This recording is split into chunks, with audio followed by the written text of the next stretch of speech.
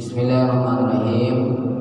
Alhamdulillah, pagi ini kita kembali bertemu dalam kajian zakat fitrah dan fidyah. Mugi-mugi sedaya jamaah tetap paling istiqomah khususnya dalam ibadah puasa kita. Amin ya rabbal alamin.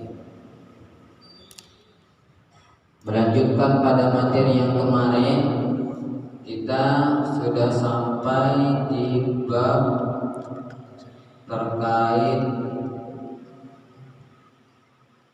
amil, ya.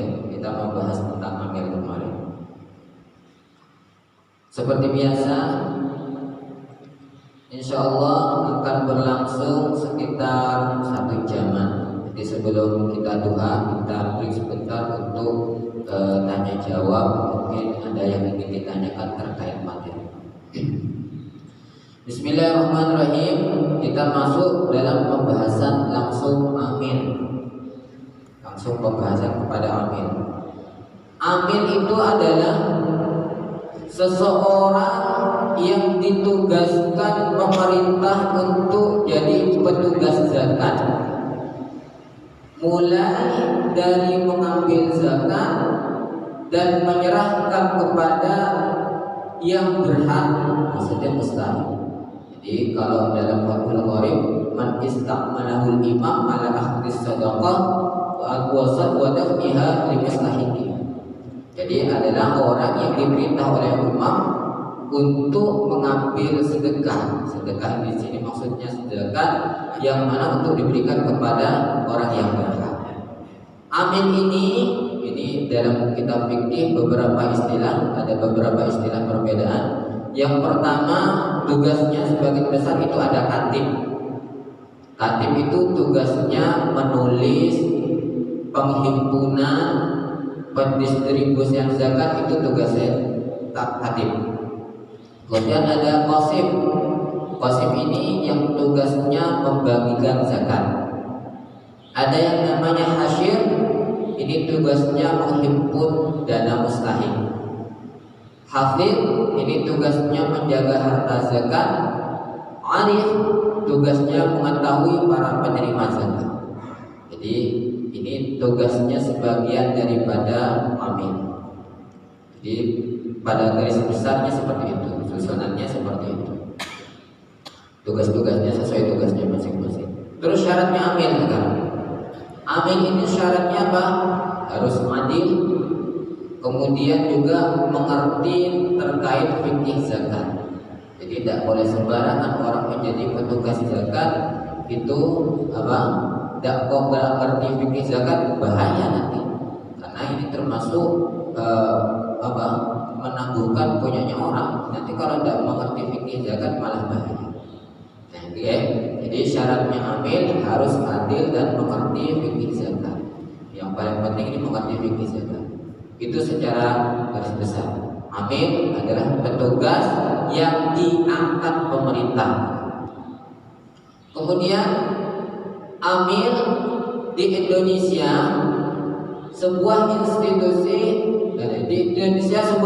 yang mendapatkan legalitas dari pemerintah dalam pengelolaan zakat ada 2, yaitu Basnas dan LAS.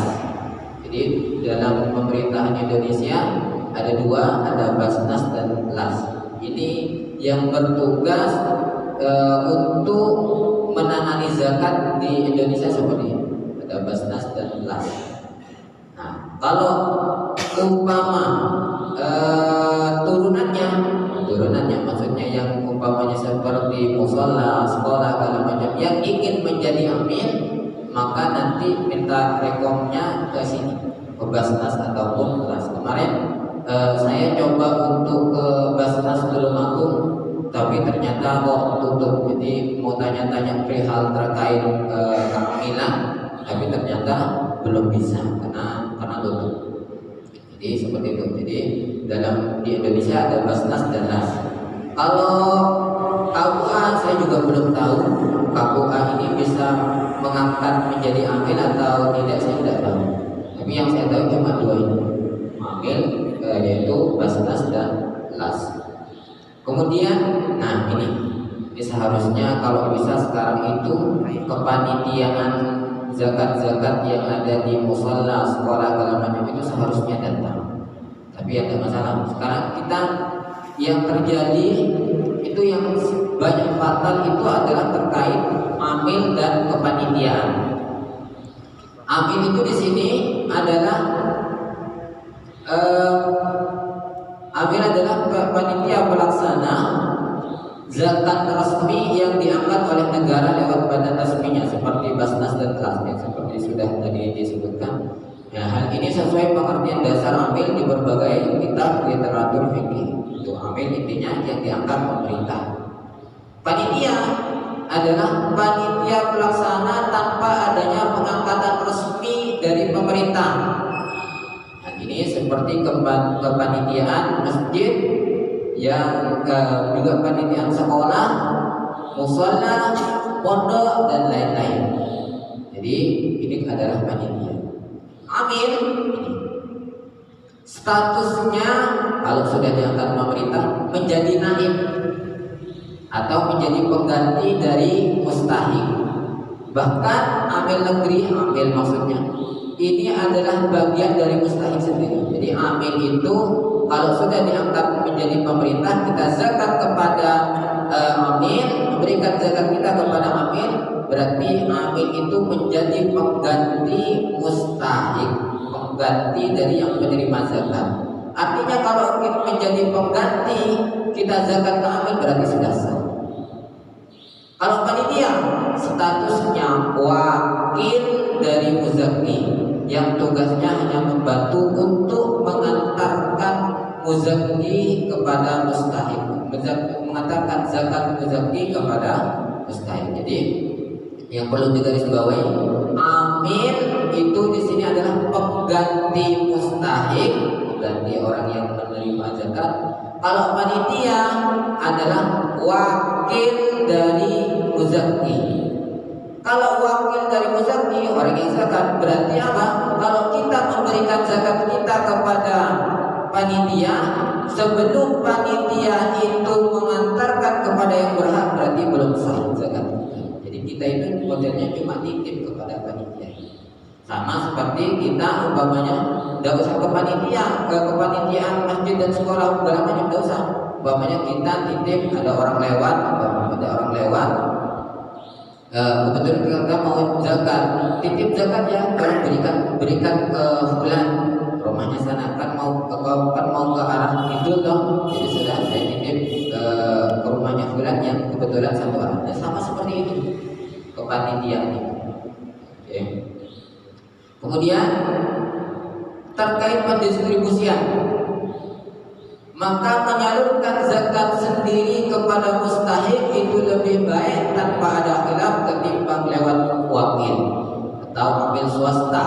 Amil swasta itu maksudnya amil-amilan, amil yang belum diangkat pemerintah. Sesuai dahulunya daripada Syekh Masyibini dalam kitabnya Munir Mutaj, dikatakan bahwa wasarfuhu bi nafsihi aw ila al-imam afdal min tawqil bila khilaf. Memberikan zakat dengan dirinya sendiri atau kepada imam, kepada amil maksudnya, ini lebih utama daripada memberikan kepada wakil tanpa adanya khilaf. Jadi Jadi kalau memang itu kepanitiaan itu bukan menjadi amil. Tapi kalau umpamanya kepanitiaan itu adalah amil, maka lebih utama kita memberikan kepada amil ataupun kepada pemerintah, kepada apa namanya yang bagian resmi daripada zakat dari pemerintah. Kalau ketimbang amil, kalau daripada panitia, maka lebih baik kita, kata Syekh ini, lebih baik kita memberikan zakatnya itu sendiri kepada mustahik langsung. Kenapa? Khawatir nanti akan terjadi kesalahan. Selanjutnya, polemik lagi, karena statusnya amil adalah pengganti naib, pengganti dari mustahik. Karena statusnya amil adalah pengganti atau naib dari mustahik, maka ketika memberikan zakat kepada amil itu sudah dianggap sah. Berbeda dengan panitia yang statusnya adalah wakil dari muzaki, maka belum dianggap sah sebelum zakat tersebut benar-benar sudah tersalurkan kepada mustahik. Jadi seperti itu, oke. Jadi kalau kita memberikan zakat kita kepada kepada amil, maka kita tidak perlu khawatir. Tidak perlu khawatir terkait zakat kita. Zakat kita ini nanti sah apa ya sudah sah jelas. Tapi kalau kita memberikan kepada panitia yang belum resmi, maka kita perlu untuk khawatir. Perlu untuk khawatir kenapa? Karena ketika zakat itu tidak tersampaikan atau umpama zakat itu rusak di tangan panitia umpamanya, maka zakat kita tidak sah dan kita perlu untuk mengulang zakat lagi. Itu bahaya. Makanya dikatakan lebih baik daripada memberikan kepada kepanitiaan yang belum jelas ketimbang lebih baik memberikan sendiri ketimbang memberikan kepada panitiaan yang belum jelas. Ini dikatakan Syekh Dawan Al-Maghawi wa ala tadbir khiyanatil wakil la yasqutul fardhu 'anil malik li'anna yadahu ka yadihi. Ketika wakil dianggap berkhianat, maka kewajiban zakat tidak gugur dari muzaki karena tindakan wakil pada hakikatnya sama dengan tindakan muzaki. Sama ya. Di tindakan wakil itu sama dengan tindakan muzaki. Namanya wakilnya seperti itu. Kemudian jika seumpama terjadi kerusakan atau kekeliruan terkait pendistribusian zakat, harta zakat yang sudah di tangan amil, maka muzaki sudah tidak wajib mengganti lagi karena sudah sah zakat. Makanya zakat kita berikan ke amil, rusak zakatnya rusak. Maka gimana? Apa kita perlu untuk mengulang? Tidak perlu. Berbeda dengan wakil atau panitia, hal ini seperti yang dilakukan oleh Syekh Abu Bakar Syarif. Artinya apa? Kalau kita memberikan zakat kita kepada panitia dan zakat kita rusak umpamanya di tangan panitia, maka kita harus zakatkan. Tapi kalau umpamanya zakat kita diberikan ke amil dan rusak, maka kita tidak perlu zakat lagi. Jadi seperti itu. Atau umpamanya disalahgunakan oleh panitia, maka sama. Ketika disalahgunakan oleh panitia, maka zakat kita rusak sehingga harus mengganti lagi. Tapi kalau amil tidak, terserah mereka. Yang penting kita sudah sah, mau mereka salah gunakan, mau mereka rusak, mau mereka apa segala macam itu terserah. Itu terserah. Karena zakat kita sudah sah. Kemudian praktek amil dan panitia adalah mencampur zakat. Ini yang sering terjadi. Jadi kalau kepanitiaan itu mesti kan menerima banyak zakat. Zakat dari orang-orang dikumpulkan jadi satu. Kalau sudah dikumpulkan, berarti kan nanti dilebur menjadi satu. Ini yang berbahaya. Jadi mencampur zakat dari muzaki dan didistribusikan kembali kepada muzaki. Jika ternyata beratnya kembali kepada muzaki walaupun sedikit, maka zakatnya tidak sah. Jadi seperti itu. Ini yang banyak sering dilakukan oleh kepanitiaan zakat ataupun amil. Jadi kalau kepanitiaan zakat kemudian mencampur daripada beras-beras yang dari muzaki, kemudian dicampur aduk, kemudian ternyata diberikan kembali ke beberapa mustahik yang ada, kebetulan muzakinya juga mustahik, maka gimana? Kalau zakat kita kembali 1 butir pun, maka nanti zakat kita tidak akan sah. Seperti itu ya. Kalau umpamanya kepada amil, namun jika dari amil maka sah. Jadi kalau umpamanya ada amil, Karangrejo ini, Masjid Al-Ikhlas ini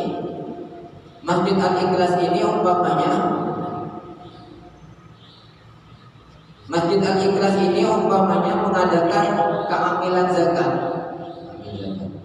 Kemudian dicampur oleh amil daripada Masjid Al-Ikhlas. Kemudian dicampur, kemudian kembali lagi kepada muzakinya. Karena muzaki itu kebetulan adalah apa? Mustahik. Maka gimana? Hukumnya boleh apa tidak? Boleh, tidak apa-apa, sah. Dikatakan di sini, la yajuzu laka idza kana az-zakah fardan 'alaika ay ya'uda ilaika minha syai'un. Tidak boleh bagimu zakat fardu itu kembali kepada walaupun 1 butir, tidak boleh. Tapi kalau amil beda. Kalau amil berhak mencampur, tidak masalah. Zakatnya nanti umpamanya kembali lagi kepada muzaki, gimana? Juga tidak masalah. Bahkan di sini, fa in akhadha al-imam min rajuli zakatihi wa kana dafi'un mustahiqqan li ahli zakat fa dafa al-imam ilaihi zakatuhu bi'ainiha ajza'ahu. Maka dikatakan kalau amil jangankan 1 butir ataupun 2 butir, kembali utuh tidak masalah. Saya zakat, Pak Nur ini kebetulan jadi amil zakat. Pak Nur saya zakat fitrah kepada jenengan. Kebetulan Pak Nur ini petugas Masjid Karangrejo amil, dan Pak Nur saya zakat pada panjenengan. Nah, kemudian Pak Nur ini berpikir, timbang aku boleh angin-angin mustahik zakat, ketimbang saya susah-susah cari mustahik zakat. Kebetulan saya ini juga mustahik, muzaki dan juga mustahik. Sebagai mustahik, gimana? Saya kasihkan ini sampai bawa lagi, tidak masalah. Boleh, utuh pun boleh. Jangankan cuma 1 butir 2 butir, utuh pun itu boleh. Gitu ya. Wa dafa'al imam ila zakatu bi'ainiha ajza'ahu. Jika dikembalikan semuanya tidak masalah. Itu adalah kalau zakat tidak boleh, kalau panitia tidak boleh. 1 butir pun malah tidak boleh. Kalau amil, jangan 1 butir, utuh pun dikasihkan tidak masalah. Itu adalah amil. Kemudian amil berhak mendapatkan bagian dari zakat, sedangkan panitia tidak berhak. Ini yang sering dibicarakan. Amil itu berhak mendapatkan bagian dari zakat. Kenapa? Karena tugasnya kalau memang ini disebut dengan ujrah, adalah upah daripada petugasnya itu. Fayuqta min az-zakah wa in kana walaupun kaya. Kebetulan dia kaya. Kemudian menjadi amil, ditunjuk oleh pemerintah memberikan SK. Dikasih zakat sebab dia menjadi amil kaya, boleh tidak masalah. Tapi ini ada illa bin ala wa hakim ujuratan bebaikum. Tapi ini kalau umpamanya tidak digaji oleh siapa? Oleh pemerintah. Tapi umpamanya dikasih gaji oleh pemerintah, ya tidak usah ambil dari zakat. Tapi kalau umpamanya dari pemerintah tidak dikasih gaji, boleh ambil dari zakat karena upahnya dari sebagai amil. Kalau panitia boleh, kan? Panitia tidak boleh, itu cuma wakil daripada muzaki. Artinya apa? Tidak boleh sepeser pun, sedikit pun mengambil daripada zakat. Kalau amil berbeda. Amil juga boleh saja mengambil biaya operasional dari zakat, sedangkan panitia tidak boleh. Amil selain daripada boleh mendapatkan ujrah, boleh memanfaatkan daripada zakat itu untuk kepentingannya, untuk kepentingan zakatnya. Seperti umpamanya biaya untuk pindah zakat segala macam itu boleh, operasionalnya boleh, mengambil bagian dari zakatnya itu juga boleh. Itu kalau ambil. Kalau panitia itu tidak berhak ambil bagian dari zakat, juga tidak boleh ambil biaya operasional dari zakat. Tidak boleh kalau panitia. Praktek menjual zakat ini saya dulu temukan pas waktu saya ke Jakarta. Ke Jakarta itu, kalau di Jakarta itu hampir semua masjid itu mengadakan kepanitiaan zakat kalau di Jakarta. Jadi dulu sudah beberapa tahun yang lalu saya menemukan hal ini. Praktek menjual zakat. Kalau menjual, amil ataupun panitia tidak boleh menjual zakat. Tidak boleh. Amil atau panitia tidak boleh. Amil saja tidak boleh, apalagi panitia. Tidak boleh menjual zakat. Nah, contoh seperti ini, kejadian seperti ini. Oke. Ini ibaratnya di masjid ini panitia itu mengakali maksudnya apa ya? Memberikan solusi sebenarnya. Memberikan solusi tapi tidak pas. Begini. Pada dasarnya dalam mazhab Syafi'i itu kan tidak boleh pakai uang bayar zakat. Oke. Dalam mazhab Syafi'i itu kan tidak boleh bayar zakat fitrah pakai uang, itu kan tidak boleh dalam mazhab Syafi'i. Kemudian ya sudah, panitia yang dari masjid itu mengakali, kemudian menyediakan beras. Berasnya ya ini, cuma ini 3 kilo ini beras. Gimana caranya panitia di sana itu? Maksudnya begini. Jadi menyediakan beras 3 kilo. Orang itu kan rata-rata bawa uang orang datang. Pak, bayar zakat. Pakai uang apa beras?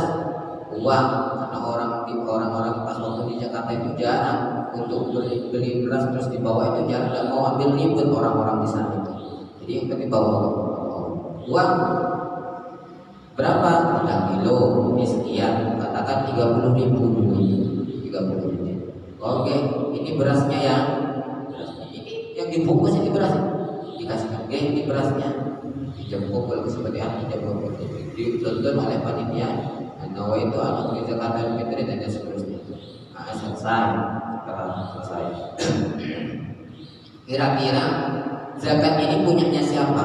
Katakan barusan si A. Yang barusan ini yang dibeli ini punyanya siapa berarti? Punyanya si A kan? Punyanya si A. Zakat ini punyanya si A yang dibungkus ikan punya saya. Kemudian datang B datang. Pak, mau bayar zakat. Oke, pakai uang apa beras? Uang. Oke, 30.000 kalau uang. Beras yang tadi itu dikeluarkan lagi. Nih, monggo pinjam uangnya ditaruh di atas beras. Di atas beras kemudian pinjam uang itu akan selesai. Kedua. Jaraknya maksudnya itu beli beras tadi itu dibeli lagi. Datang lagi D, terus begitu terus sampai habis Ramadan ini. Begitu terus. Jadi beras yang 3 kilo itu dijual, seperti itu. Dan itu tidak boleh jelas. Kenapa? Karena harta dari muzaki itu wajib sampai kepada mustahil. Dan ini tidak dijual belikan, tarik mundur, tidak boleh seperti itu. Ini yang terjadi di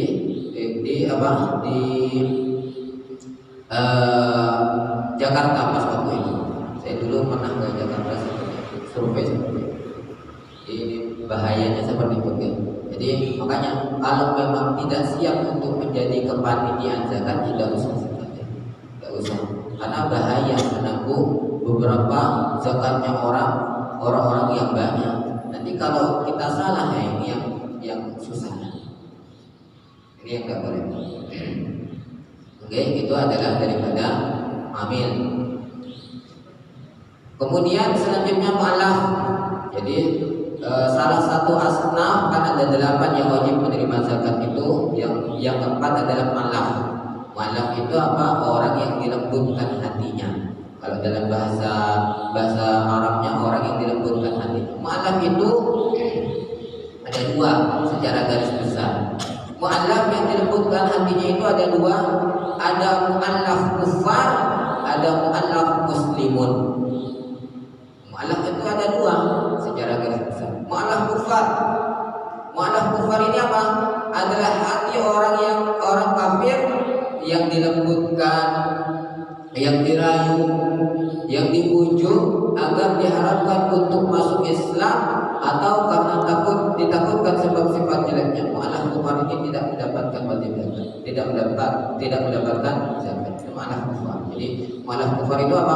Orang kafir, orang non muslim yang diberikan zakat, mau diberikan zakat agar apa? Agar hatinya ikut untuk menjadi orang Islam. Tidak boleh dalam madhab, dalam kaul yang kuat. Ini mu'allaf kufar. Yang kedua mu'allaf muslimun. Mu'allaf muslimun adalah hati orang yang sudah Islam, kemudian dia sudah Islam, baru Islam, kemudian ingin dilembutkan hatinya, ingin dirayu, dibujuk. Nah, ini yang disebut dengan mu'allaf muslimun. Ini ada 4, yaitu orang Islam namun hatinya masih lemah kepada Islam, baru masuk Islam. Nah, baru masuk Islam, hatinya masih gonjang-ganjing, masih belum kuat betul imannya, dikasih zakat. Kenapa? Biar senang dia, biar senang kepada Islam sehingga menjadi kuat. B. Muslim yang mempunyai kedudukan mulia di golongannya sehingga bisa menarik untuk Islam bagi anggotanya yang kafir. Umpamanya dia mempunyai kekuasaan, dia masuk Islam kemudian mempunyai kekuasaan dia, umpamanya sebagai kepala desa atau apa, ketua apa atau apa, dia mempunyai kekuasaan besar, baru masuk Islam, kasih zakatnya. Kenapa? Karena biar dia mampu menarik orang-orang yang belum Islam, karena dia punya pengaruh. Nah, ini namanya mu'allaf muslim. Yang C, muslim yang mampu melawan atau memerangi orang yang mencegah zakat sehingga dibawa zakat tersebut kepada imam. Umpamanya ada orang yang membangkang tidak membayar zakat, tapi dia mampu untuk melawan orang yang tidak membayar zakat, dikasih. Biar apa? Biar umpamanya mampu untuk menarik daripada zakat tersebut. Kemudian yang D, muslim yang memerangi atau melawan teman-temannya sendiri yang kafir dan pemberontak. Zakat diberikan jika hal tersebut menyebabkan lebih mudah menghadapi ditimbang mengerahkan pasukan. Yang umpamanya terjadi percekcokan antara muslim dan non muslim umpamanya, dan ada muslim yang baru masuk kemudian masuk Islam, kemudian dia mampu memerangi teman-temannya yang non muslim yang kafir untuk masuk Islam, boleh itu diberikan. Jadi mu'allaf itu ada 2 garis besar. Cuma yang tadi di atas ini mu'allaf kufar ini tidak boleh diberikan zakat. Cuma di sini faqala Hanabilah wal Maliki itu teragiman fil Islam. Tapi menurut mazhab Hanabilah dan Maliki, mazhab Hambali dan Maliki, ini boleh diberikan zakat. Jadi umpamanya ada orang non muslim, orang kafir ingin diberikan zakat, dan masalah biar umpamanya hatinya senang untuk kepada Islam, itu tidak masalah. Tapi kalau menurut Hanafi dan Syafi'i, tidak boleh diberi zakat orang kafir. Kemudian budak mengatakan selanjutnya itu budak mengatakan. Budak mengatakan ini adalah budak yang mempunyai angka cicilan kepada tuannya. Guna menerima zakat ini adalah sebab untuk membantu si budak agar segera merdeka dengan menebusnya. Ini sudah ada perbudakan, sudah ada, kita tidak usah bahas. Gharib, gharib ini banyak. Oke. Ada beberapa kriteria gharib. Gharib ini apa? Orang yang berhutang. Apa boleh menerima zakat? Boleh, tapi harus sesuai dengan kriterianya. Yang pertama, kriteria gharib yang satu, orang yang berhutang sebab mendamaikan antar kelompok atau orang yang sedang berseteru dalam hal jinayah atau pidana, boleh dikasih zakat. umpamanya ada dua kelompok yang berseteru, kemudian ini bisa damai ketika ada uangnya. Panjenengan maju untuk mendamaikan dua kelompok ini, tapi panjenengan tidak punya uang, akhirnya utang untuk mendamaikan dua kelompok yang berseteru ini, maka ini boleh nanti ketika diberi zakat. Kemudian yang B, yang berhutang sebab kemaslahatan umum, seperti menjamu tamu, bangun masjid, madrasah, bendungan air dan lainnya. Paham? Panjenengan bahkan ada tamu satu bis umpamanya dari luar daerah, panjenengan tidak terlalu punya banyak harta, kemudian utang, akhirnya utang untuk menjamu orang-orang tersebut. Ketika waktu zakat, apa panjenengan berhak untuk menerima zakat? Boleh menerima zakat dan minta zakat itu boleh. Kemudian umpamanya bangun masjid, tapi umpamanya ingin bangun masjid tidak punya uang, akhirnya apa? Utang. Kasihkan masjid uangnya, hasil utangnya tersebut. Ketika waktu membayar zakat, boleh untuk meminta zakat. Nah, ini ada faedah terkait pembangunan. Ini faedah. Zakat itu sebenarnya banyak. Tidak cuma zakat fitrah. Zakat fitrah saja, zakat mal itu juga ada, zakat uang. Zakat fitrah ini untuk terkait zakat itu zakat apapun tidak boleh untuk diberikan kepada pembangunan masjid, itu tidak boleh. Zakat diberikan pembangunan masjid, zakat diberikan pembangunan sekolah, pondok, madrasah, tidak boleh. Tapi ini ada faedah daripada Al-Habib Zaid bin Ibrahim bin Smith adalah begini. Kalau umpama kita ingin membangun masjid, maka gimana caranya? Ambil zakat kan tidak bisa diperuntukkan untuk bangunan masjid, tidak bisa. Akhirnya gimana? Ngutang dulu. Umpamanya berapa biaya yang diperlukan? Umpamanya 10 juta. Utang saja 10 juta. Bukan, jangan pakai uang sendiri, utang dulu, kemudian diberikan kepada. Nah, ketika sudah ada orang zakat, kita minta zakat 10 juta dari zakat, boleh, tidak masalah.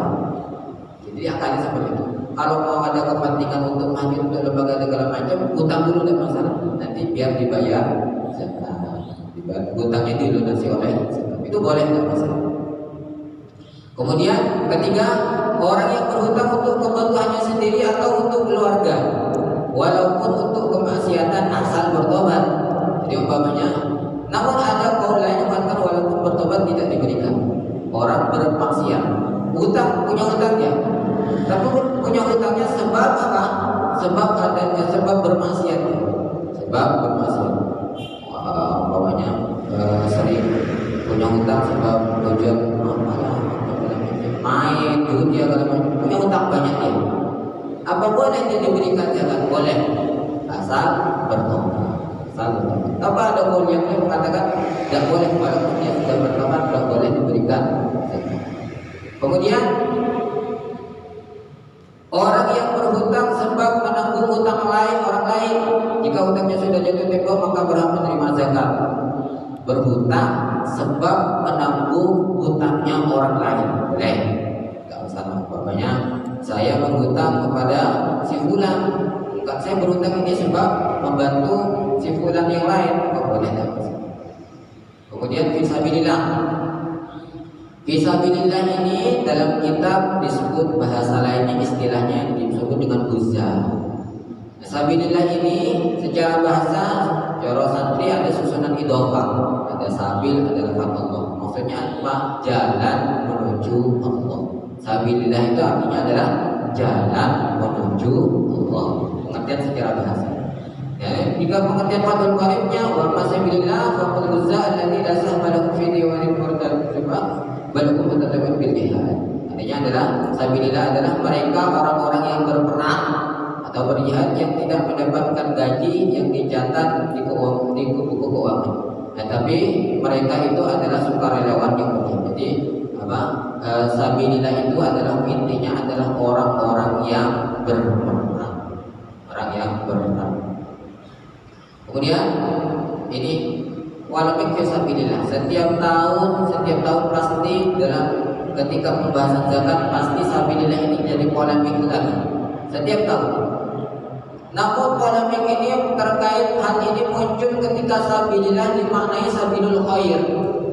Jadi sabilillah dalam Al-Quran itu kan sudah jelas sabilillah, tapi ada yang menafsirkan sabilul khair yang artinya jalan kebaikan. Kalau jalan kebaikan nanti mengarah kepada ustaz, kiai, mubaligh, masjid, pesantren, pembangunan jalan, segala macam. Semua itu kan sabilul khair, jalan kebaikan. Artinya semakin meluas nanti daripada makna sabilillah. Nah ini akan ada menjadi polemik daripada zakat.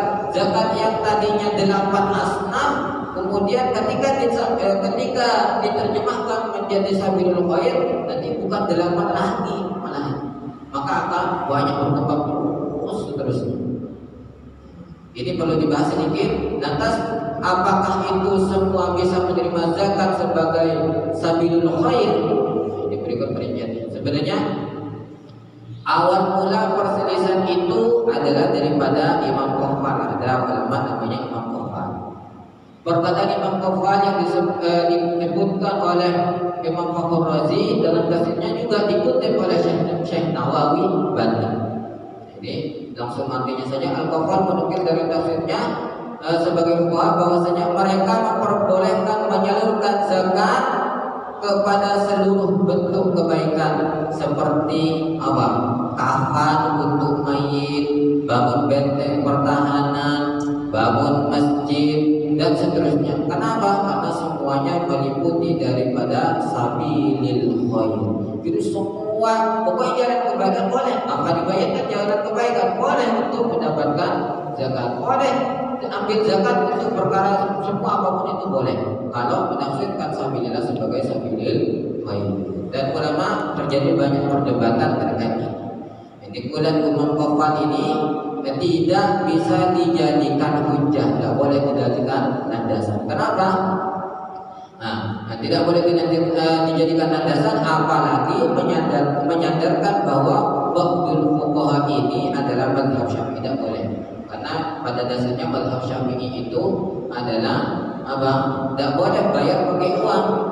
Nah ini Imam Qafal sendiri mazhab Syafi'i mengatakan dalam keterangannya menukil dari ba'dul fuqaha, sebagian fuqaha yang mana? Maka disebut ini adalah pendapat yang majahil, yang belum jelas.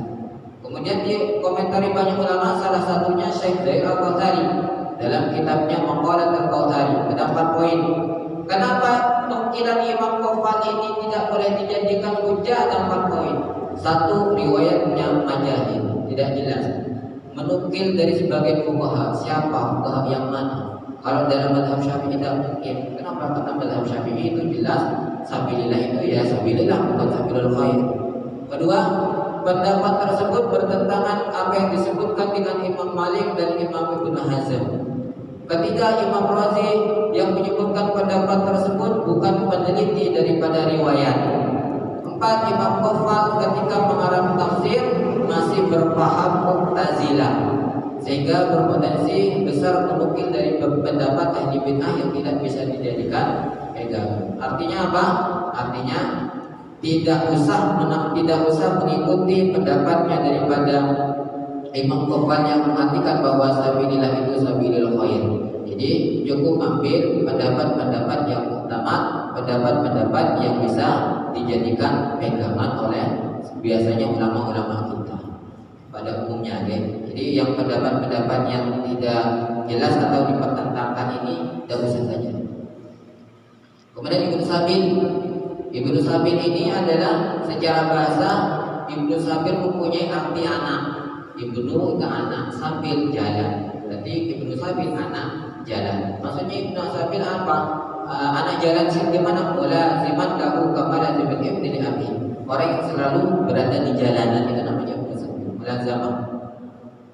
Ibnu Sabil secara istilah adalah orang yang sedang melewati atau berjalan dan melewati daerah pendistribusian harta zakat dengan tidak tujuan maksiat atau dan memang sedang membutuhkan. Umpamanya lewat perjalanan, umpamanya dari Trenggalek Tulungagung menuju Kediri, murah ongkosnya umpamanya. Kebetulan di Tulungagung ini sedang ada pentasarufan zakat, minta zakat sebagai nama Ibnu Sabil untuk ongkos, boleh? Namanya Ibnu Sabil. Kemudian selanjutnya cara menentukan mustahik zakat. Jadi zakat dan mustahiknya kan ada 8 tadi itu, fakir, miskin dan seterusnya, gharib dan seterusnya. Cara menentukan mustahik zakat ada 4 sebenarnya. Cara menentukan mustahik zakat itu yang pertama adalah wala muddatan istihqaq, adalah prasangka kuat bahwa itu adalah mustahik. Kemudian dengan cara ad-da'wah, pengakuan, ada dengan cara yamin, sumpah, ada cara bayyinah dengan bukti atau saksi. Pertama dengan dugaan kuat dulu.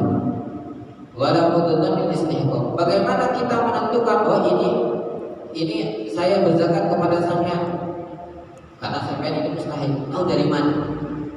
Bahwa itu mustahik dari mana? Nah, makanya harus ada walabatidhan. Cara pertama, metode pertama yaitu walabatidhan. La yahdu liman laysa min ahli zakat ahduha wa huwa ya'lam annaha zakat. Ijma'. Secara ijma' tidak boleh mengambil harta zakat jika dirinya itu bukan mustahik. Ijma' ini sudah.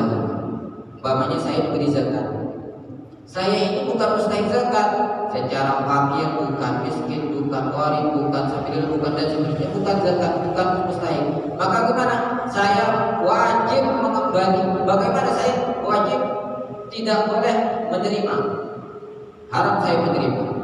Fa in aqadaha falam tantarada minhu fala tadibu lahu bal yarudduha aw yatasaddaqu biha li'annaha 'alaihi haram.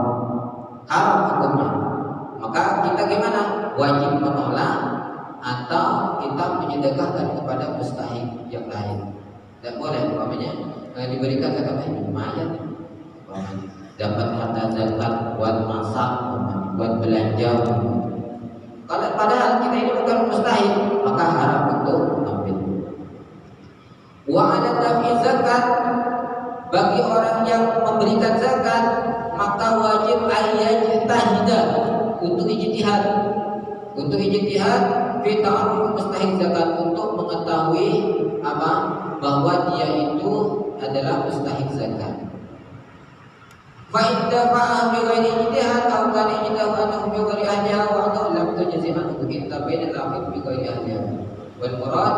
Jadi kalau umpamanya kita memberikan zakat kepada yang kita anggap mustahik tanpa ijtihad, tanpa usaha, tanpa niti-niti sebelumnya, dan ternyata itu bukan mustahik, maka gimana? Zakat kita tidak sah. Jadi zakat kita tidak sah. Tapi amma ini ijtihad pada bil maghrib ahadanihi tujzi'u la tujzi'u. Ada dua pendapat. Tapi kalau kita memberikan zakat kepada seseorang yang sudah kita teliti, sudah ijtihadi, umpamanya wis penghasilannya, pekerjaannya cuma ini.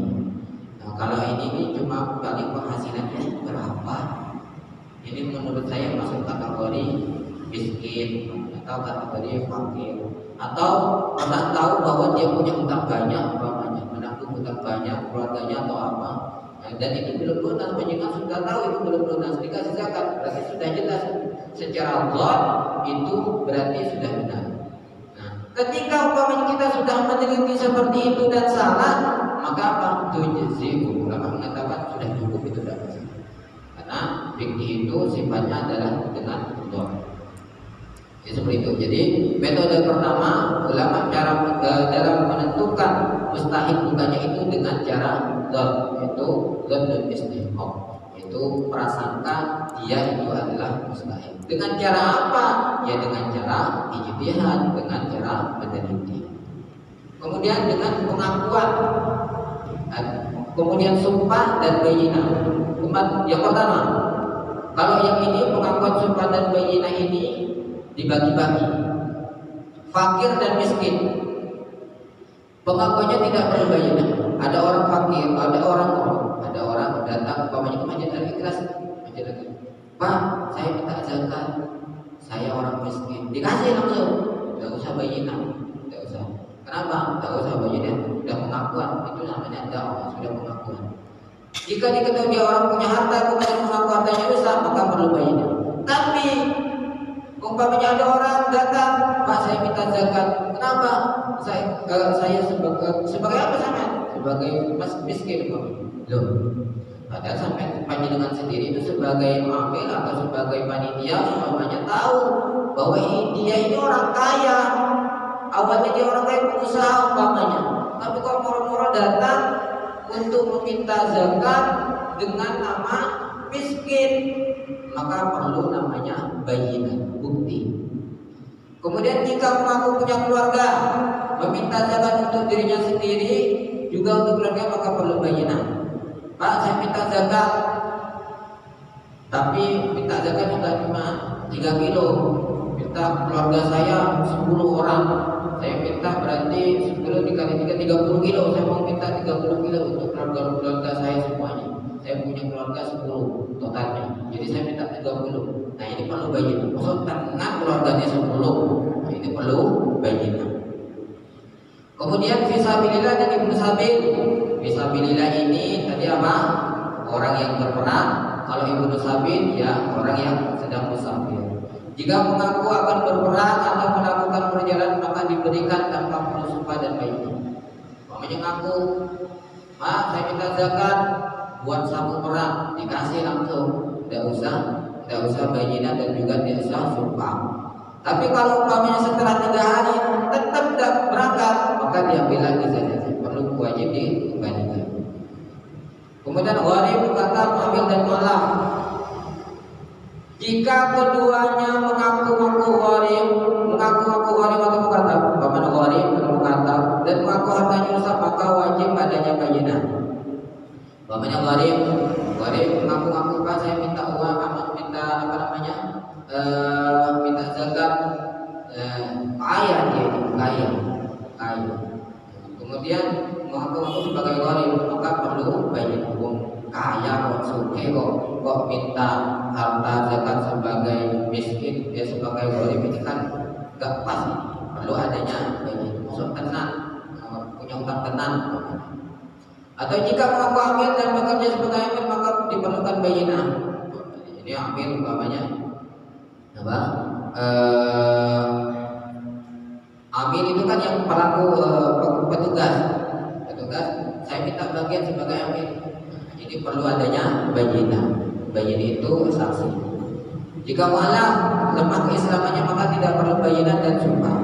Umpamanya ada orang datang meminta zakat, saya sebagai mu'alaf kasih langsung, tidak perlu bayinah dan juga tidak perlu sumpah. Bayinah itu maksudnya apa?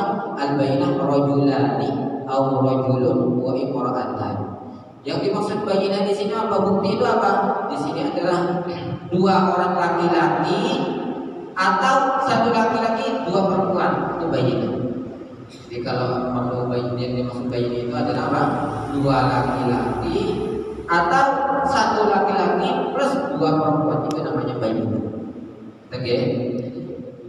Cara menentukan mustahil zakat sebenarnya tidak boleh sembarang. Bahkan menurut daripada Imam Ghazali dalam kitab Ihya itu mengatakan kadang kala itu orang yang punya banyak harta, katakan di situ disebut alam, orang yang punya banyak harta bahkan alam atau 100 juta, kadang kalanya Imam Ghazali mengatakan itu sebagai orang miskin. Ada juga kadang kalanya orang yang cuma punya kapak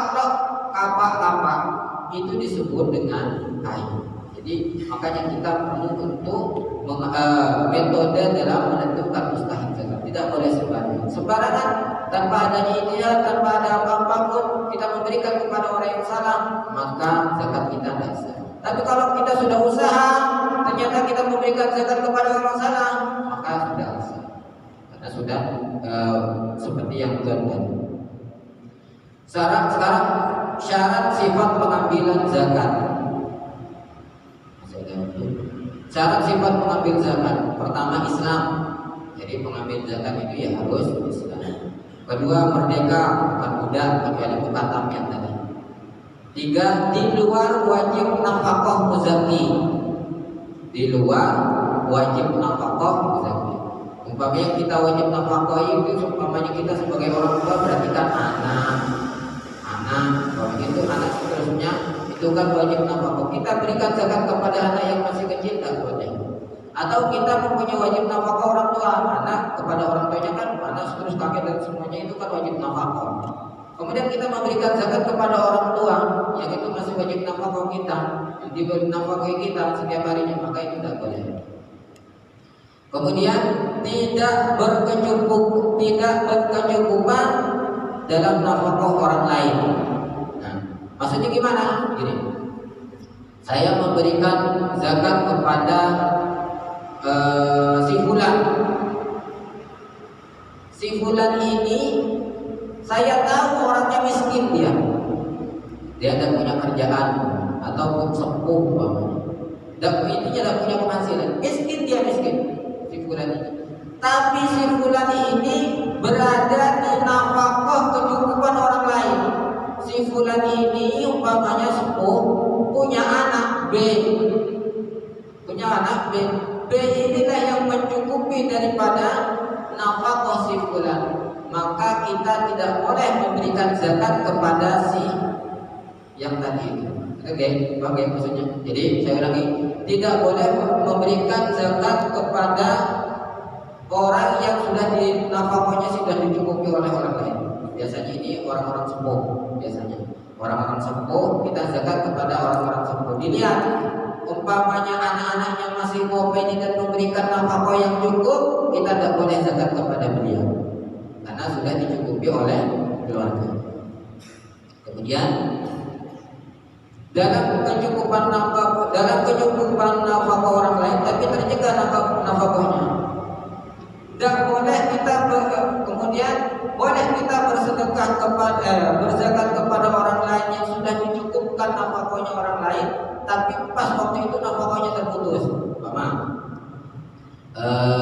Saya berzakat kepada Zaid. Zaid ini di Indonesia berkecukupan dia, sebab bapaknya umpamanya ada di luar negeri, dikirimi terus uang banyak. Tapi pas waktu itu Zaid mengeluh bahwa dia tidak punya harta, tidak punya uang. Kenapa? Karena bapaknya sudah tidak mengirimi uang umpamanya beberapa bulan terakhir dan diberikan kecukupan nafkah oleh bapaknya. Kita boleh berzakat kepada Zaid seperti itu. Jadi karena nafkahnya terputus. Kemudian bukan istri yang bangkang terhadap suami atau nusyuz. Nusyuz itu suami yang bangkang kepada istri yang bangkang kepada suaminya, itu namanya nusyuz. Dan ini sebenarnya tidak wajib nafkah. Ada istri umpamanya bangkang kepada suami, itu tidak wajib nafkah. Dan ini juga tidak boleh diberikan zakat. Umpamanya si fulana ini termasuk mustahik zakat, miskin umpamanya. Kita berikan kepada si fulana, apa boleh? Boleh umpamanya, yang penting dia itu bukan orang yang khusus kepada suaminya. Kemudian boleh memberikan zakat kepada orang yang fasik kecuali memang diketahui bahwa zakatnya akan digunakan kemaksiatan, maka tidak boleh mengatakan. Bagaimana? Si Zaid terkenal kefasikannya, suka mabuk-mabukan, suka main judi, suka barang-barang semuanya kemaksiatan dilakoni oleh Zaid. Apa boleh kita memberikan harta zakat kepada Zaid?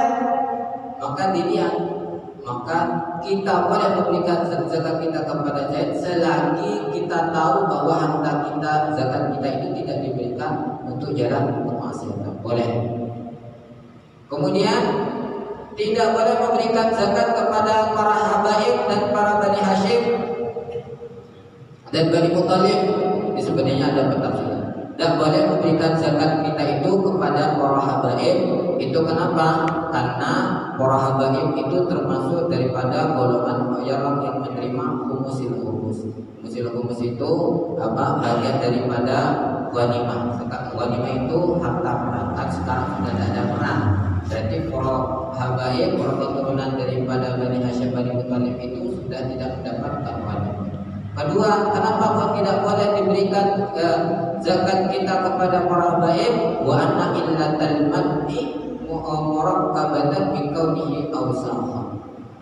Kenapa? Karena zakat itu sebenarnya adalah awsakhan. Awsakhan itu reket, harta kotor. Jadi kita kok berikan kepada harta zakat kita kepada para habaib itu sebenarnya kurang etis, kurang baik. Tapi ini adalah tafsir. Apa boleh berarti kalau zaman sekarang zakat kita diberikan para habaib? Boleh, karena sudah ada hukum. Sudah ada hukum.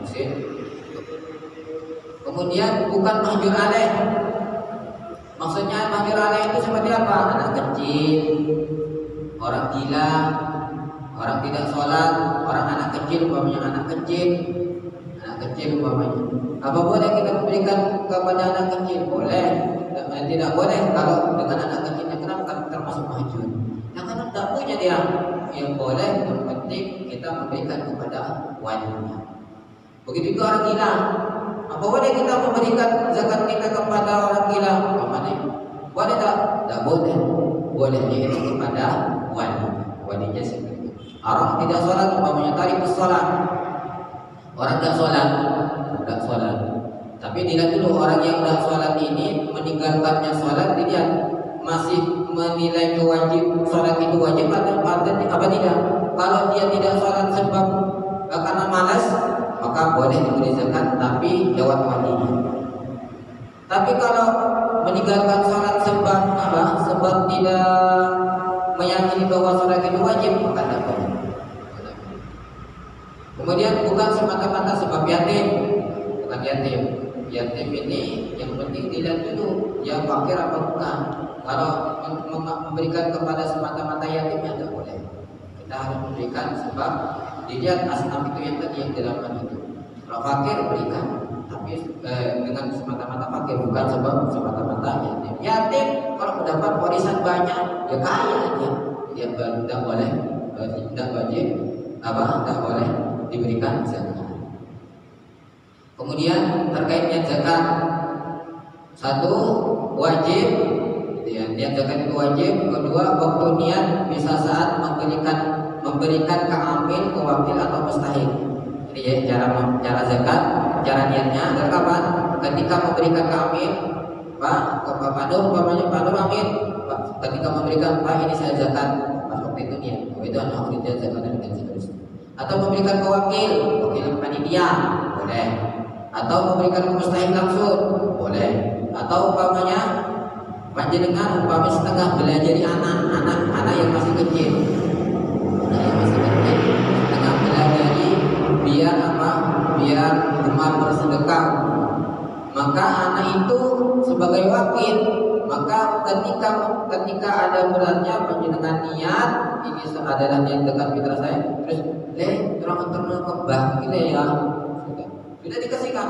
Tidak usah anak kecil, tidak usah bilang zakat tidak usah, karena yang penting sudah diniati. Atau biasanya ibu-ibu yang mengantarkan zakatnya kepada orang-orang, umpamanya ibu-ibu ini mengantarkan zakatnya suaminya segala macam, itu nanti yang niati suaminya, diniati semua, kemudian diantarkan oleh ibu. Ini beras, mudah-mudahan. Kemudian bisa juga sudah memberikan ke panitia dan belum memberikan ke mustahik. Boleh juga memberikan ke panitia. Ketika diberikan dan niat. Tapi niatnya kapan? Niatnya ketika di rumah. Boleh. Yang penting panitia belum memberikan zakatnya kepada mustahik. Boleh. Kemudian tidak boleh mewakilkan zakat kepada anak kecil dan kafir. Boleh. Umpamanya, tapi kalau niatnya tidak boleh diwakilkan. Mewakilkan, antarkan, boleh. Atau panjenengan punya tetangga non muslim, Mas minta tolong zakatku antar ke sana bulan, boleh. Wakil tidak bisa mewakilkan muzaki, wakil tidak bisa mewakilkan niat muzaki kecuali memang dipasrahkan sekalian dengan syarat muslim merdeka mukallaf. Mewakilkan zakat boleh kepada siapa saja. Tapi kalau mewakilkan zakat plus niatnya nggak boleh sembarangan. Harus muslim merdeka mukallaf. Umpama saya minta tolong umpamanya kepada apa?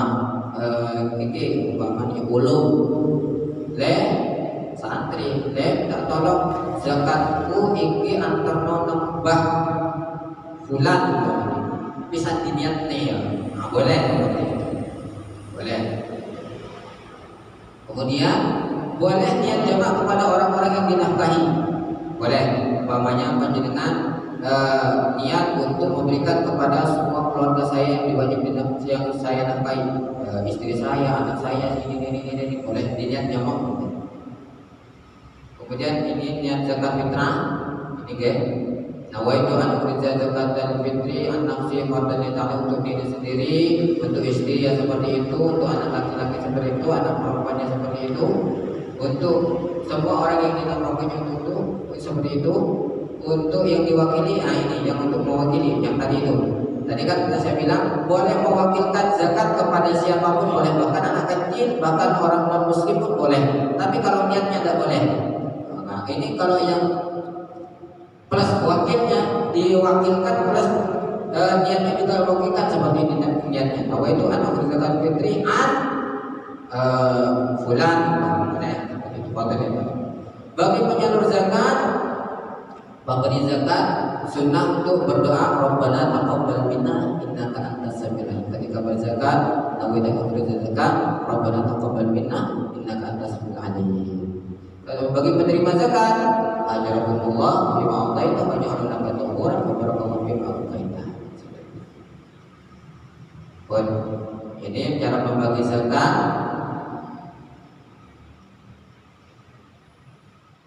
Cara membagi zakat, oke? Cara membagi zakat ini slide terakhir, tulisan terakhir. Nah, cara membagi zakat, oke, ada. Caranya, petugasnya amil imam atau amil maka menyamaratakan zakat yang diperoleh ke semua asnaf mustahik dan ditemukan wilayahnya walaupun golongannya yang lebih membutuhkan. Jadi umpamanya asnaf itu kan 8. Gimana cara membagi zakat? Nah, maka hasilnya berapa semua diratakan. Umpamanya 8 ton umpamanya hasilnya punya zakat 8 ton mendapatkan hasil zakat. Ada asnafnya 8, makin dibagi 1 ton, 1 ton, 1 ton, 1 ton. Dia bagi rata. Khusus amil nanti gajinya jatahnya itu sesuai ujrah misal. Ujrah misal itu upah pada umumnya. Kemudian jika ada sebagian asnaf yang tidak ada, maka bagian zakatnya dibagi asnaf golongan yang lain. Umpamanya yang ditemu umpamanya cuma 3 asnaf. Maka gimana? Maka yang 8 ton tadi itu dibagi 3 asnaf itu tadi. Berapa? Berarti berapa? 8 ton dibagi 3 ini. Jika ternyata pedagangannya ada diri sendiri atau wakil tidak bisa menjangkau semua asnaf atau bisa menjangkau tapi perolehan zakat sedikit, maka wajib minimal 3 asnaf. 8 asnaf tidak ada, maka gimana? Minimal wajib 3 asnaf. Wajib 3 asnaf. Umpama Desa Karangrejo mendapatkan zakat 1 ton, 1 ton, 1000 kilo.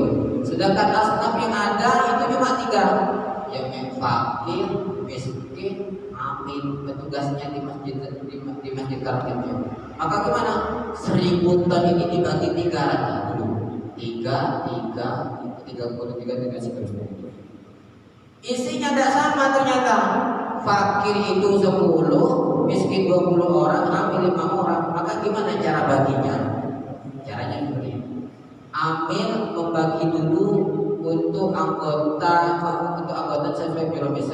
Katakan umpamanya kan yang ini amil, berarti ini dibagi rata dulu. Yang 1000 ton ini dibagi rata dulu. Berarti ini hasilnya 3 ini. Nah, setelah itu amil bertindak dulu. Amil umpamanya amil di sini 5 orang. Berarti 3 dibagi 5. 3 dibagi 5. Maka nanti hasilnya umpamanya begini. Amil katakan kerja sehari semalam mendapatkan 50 kilo. Ujrahnya amil kilo. Berarti dapat 10 orang 10 kilo per orang. Maka nanti 333 itu dikurangi 50 jatahnya, maka kan nanti sisanya ini 283,33. Maka ini nanti 2883 ini dikembalikan lagi ke sesuai atas. Jadi ini ditambah ini. Karena Afif sudah ada jatahnya. Maka gimana? Maka 2883 plus 333 plus 33 nanti hasilnya 950 kilo. Dibulatkan 950. Nah ini nanti dibagi dua golongan. Berarti fakir 475, miskin 475. Nanti fakir dibagi kan isinya 10 orang. Maka 47 dibagi 10 orang nanti hasilnya 47,5. Miskin 475 dibagi 20 orang kan isinya 20 orang, maka hasilnya seperti ini. Jadi setiap orang mendapat jatah 47 atau 23,7. Caranya seperti ini.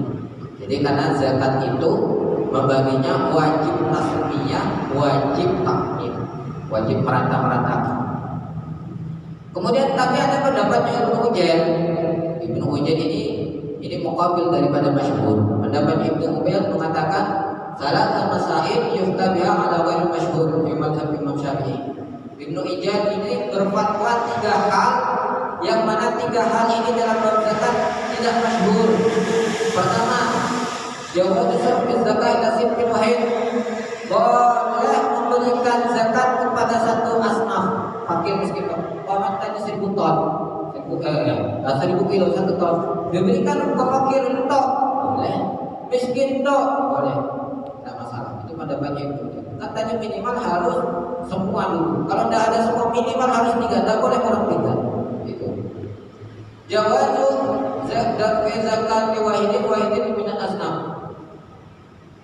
Yang pendapat Ibnu Ujair kedua, boleh memberikan zakatnya 1 orang kepada 1 orang daripada asnaf. Jadi kalau umpamanya bayar sendiri, umpamanya saya zakat saya berikan kepada 1 orang daripada golongan fakir, boleh.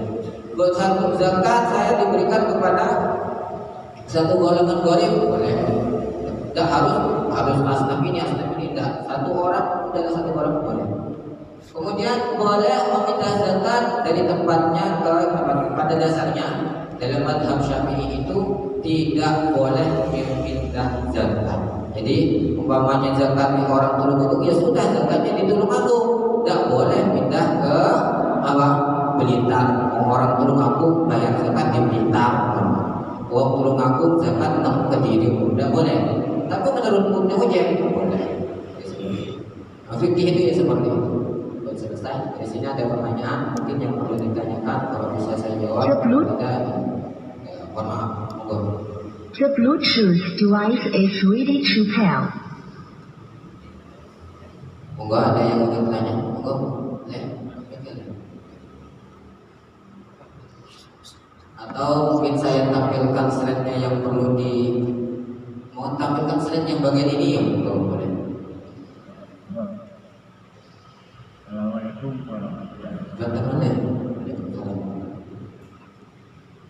Assalamualaikum warahmatullahi wabarakatuh. Saat ini mengenai zakat kan berkaitan bahan makanan pokok. Bahan makanan pokok itu ditandu katakanlah atau zakat. Gimana? Dikumpulkan. Oh. Tahun 2001, 2002 itu masih dipangkas. Suatu saat ada berkah dan uang zakat itu digunakan untuk disumbangkan ke berkah. Itu boleh apa tidak? Itu yang pertama. Misalkan ada pengumpulan zakat di kantor, dikumpulkan di kantor sana di sana dikatakan seperti itu. Tahun 2021 tercatat sekian, misalnya 2022 sekian, karena dirasa di sana itu sedang ada yang bisa digunakan. Kan kumpulkan di tahun-tahun saat ada atau ada bencana Nah, uang zakat tadi itu disumbangkan di yang bencana itu boleh atau tidak. Yang pertama. Yang kedua, yang sering terjadi di masyarakat pada umumnya wilayah ini. Setahu saya kita membayar zakat itu kan harus sesama muslim. Iya. Aku ini kadang-kadang muslim yang bacaan tercatat di KTP. Nah, dan kita memberikan tanda katakanlah diberikan pada si yang non muslim. Oh, muslim cuma muslim KTP ya. Oke, langsung pulau jawab. Oke. Jadi yang pertama itu pada bentar. Jadi yang pertama adalah zakat umpamanya berarti penimbunan zakat kata ini perlu diluruskan. Zakat itu zakat fitrah ini zakat fitrah mau jangan zakatnya. Zakat fitrah itu kan ada waktu wajibnya. Oke, zakat fitrah itu ada waktu wajib. Kapan waktu wajibnya zakat fitrah? Ketika menemui bagian sedikit dari waktu Syawal dan menemui waktu sedikit dari Ramadan. Karena kalau ini waktu wajib itu adalah ketika menemukan waktu sedikit dalam Ramadan dan menemui waktu sedikit dalam Syawal. Itu wajib zakat. Artinya zakat itu wajibnya di waktu itu. Waktunya kemarin kan ada waktu wujud, waktu qara'ah dan segala macam. Artinya zakat itu, zakat fitrah itu wajib dibayarkan di waktu wujud. Waktu wujud itu sampai kapan? Berarti sampai terbenamnya matahari di 1 Syawal. Kalau maghrib itu kan sudah 2 Syawal kalau dalam bahasa dalam kalender Hijriah. Artinya apa boleh menimbun zakat? Tidak boleh. Zakat fitrah itu wajib terbayarkan 1 Syawal itu. Maka hari terakhirnya 1 Syawal. 2 Syawal gimana? Apa boleh? Tidak boleh. Itu nanti masuk ranah haram bayar zakat. Apalagi panitia umpamanya menimbun dikasihkan dikasihkan kepada mustahik di tanggal 2, tanggal 3 tidak boleh. Karena waktu wajibnya itu tanggal 1 itu. Tidak boleh seperti itu. Kecuali memang ada udzur. Ada udzur itu umpamanya tanggal 1 mau saya berikan mustahiknya tidak ada. Mustahiknya tidak ada, mau cari mustahik kemana saya? Zakat sudah terkumpul tapi mustahik tidak ada. Umpamanya adanya ketika itu tanggal 2 boleh tidak mas? Apalagi tahun 2001, 2002 lebih bahaya lagi, lebih tidak boleh lagi. Jadi seperti itu. Jadi tidak boleh. Zakat fitrah itu kapan dibayarkan? Terakhir tanggal 1. Tanggal 2 gimana? Boleh kita bayar zakat tanggal 2 Syawal? Boleh, tapi dengan syarat udzur. Dengan syarat adanya udzur. Tidak ada udzur, haram. Itu. Kemudian yang kedua adalah tadi sesama muslim. Apa boleh kita memberikan zakat kepada sesama muslim tapi muslimnya tidak sholat, muslim KTP? Tadi kan sudah dijelaskan tarikus sholat. Apa boleh kita memberikan zakat kita kepada orang muslim tapi tidak sholat? Boleh, tapi bukan kepada orangnya, kepada walinya.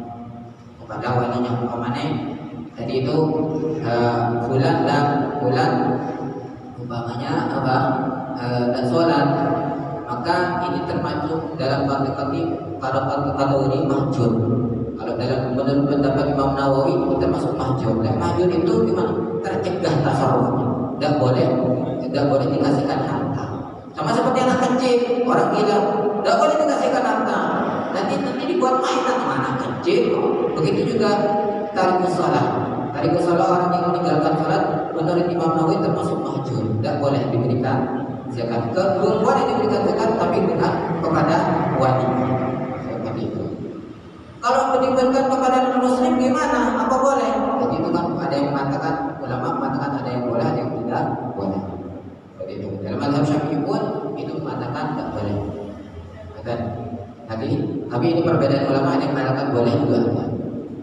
Jadi pertanyaan lagi, ke ibu-ibu atau yang lain, atau dari slide yang tadi ada yang kurang jelas, saya tampilkan kembali yang bagian mana. Mungkin ada lagi. Sampun. Kalau sampun, tidak ada pertanyaan lagi. Mungkin ada lagi Pak Nur? Terkait amil mungkin, terkait apa? Terkait kepanitiaan, monggo yang belum dibahas. Ini saya nyatakan sudah habis. Zakat insya Allah besok kita pertemuan selanjutnya terakhir akan membahas fidyah ataupun kafarah jima ataupun fidyah. Insya Allah moga waktunya tutup. Oke, ada lagi Pak? Ada boleh ya. Oke, boleh. Nanti kalau memang tidak ada di sini, nanti kita kita bisa tanya setelah sholat duha. Ini sudah masuk waktu sholat duha, sudah lebih 2 menit. Mungkin kita dibagi manfaat barokah di dunia dan akhirat.